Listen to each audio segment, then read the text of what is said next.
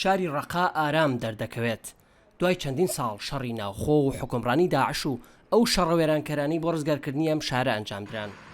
بەشێکی شارەکە بنیاد دەنرێتەوە.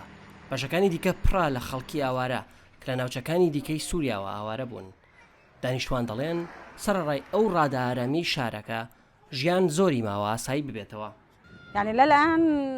لە ڕووی دەرونیەوە تەواو ماندوو بووین و بارودۆخەکە خراپتر دەبێت. سەرڕای خەم و خەفەت، شەرمەزاری و وێرانکاری هەموو ماڵەکانمان وێران بوون.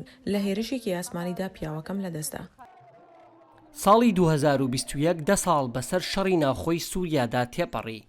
زۆر کەس پێشبینی ئەوەیان دەکرد حکوومەتی سووریا بە سەرۆکایەتی بەشار ئەسەد هەوڵ بدات شاری ئیدلیب بگرێت کە پێی دەڵێن دوای ناوچەی ژێردەسەڵاتی ئۆپۆزیسیۆن.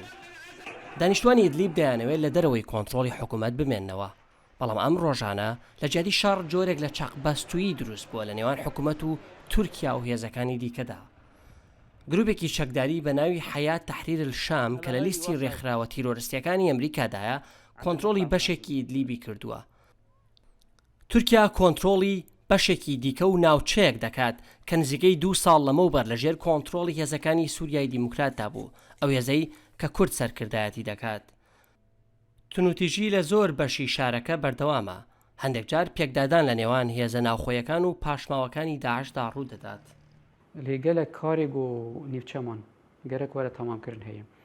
یەک پشتگیریە هێزێمەش بۆ حجرەی ڕازایی ئەم دەزان حجرەی ڕازایی دوێدەری هین هەیە. بەریا دەمێکی مەلوێدەری گەرێک حجرەی ڕازایی داعشێ بۆ دەناوا سیڤیلە دەخۆبەت شارتن مەگرتن.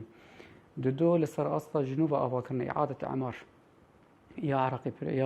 یا ڕقا پێرگرنگێ. سەرڕایەوانە قەیرانی یابووری سووریا بەهۆی ڤایرۆسی کۆڕۆناوە قوڵتر بووەتەوە و ژیانی لەم بەشەی وڵاتەکە قورستر کردووە.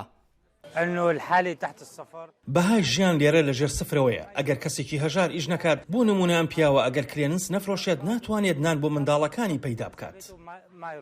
نزیکەی نیوەی خەڵکی سووریا لە ماوەی 10 ساڵی ڕابردوودا ئاوارە بوون. لانیکەم 600,000 کەس کوژراون یاخود بێسەر و شوێنن. لەم مانگانەی دواییدا شەڕ کەم بووەتەوە، بەڵام پسپۆڕان دەڵێن قەیرانەکە درێژخایەنە و دیار نییە کەی کۆتایی دێت.